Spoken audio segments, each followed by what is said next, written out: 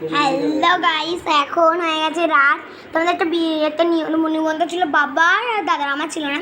তো ওরা আমি অনেক কষ্ট করে পাঠাইনি, কারণ আমার নিমন্ত্রণ নাই, তাহলে কাউকে পাঠাবো না। তো আজকে ছিল ঘুগনি, মিষ্টি, লুচি, মাংসের কিমা। দেখাচ্ছি রাতের খাবার। এই দেখো লুচি আমি আর্ধেক খেয়ে নিয়েছি, তারপর করলাম। এরকম মিষ্টি ঠান্ডা ঠান্ডা, দেখো ঘুগনি, এই দেখো মাংসের কিমা, কত ছোট ছোট পিস দেখো। হ্যাঁ, তো এই দেখো খেয়ে নিচ্ছি, কত ছোট ছোট টুকরো। দেখো লুচিটা খাই নিচ্ছি, এত সুন্দর হয়েছে খেতে, কি আর বলবো। আর আজকে ইয়েতে ছিল, ঠান্ডা হয়ে গেছে। লুচি, মাংসের কিমা, এটা টিভি চলছে, আমি বললাম সাউন্ডটা কমা।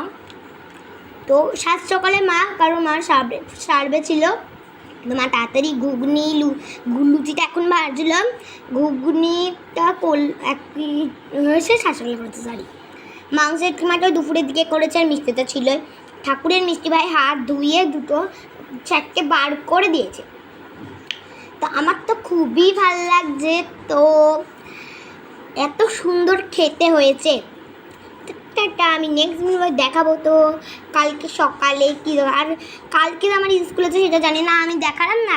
আজকে মেসেজ দেখে না, আমার দাদা দেখেনি, অর্ধেক রাত্রে পাঠিয়েছে, সে দেখেনি। আরে আমি তো দাদা 12টা অব্দি জায়গায় তাকে পড়ে যায়, আর দাদার পরীক্ষা চলছে। তো টাটা, আমি খেয়ে নিই। তো টাটা।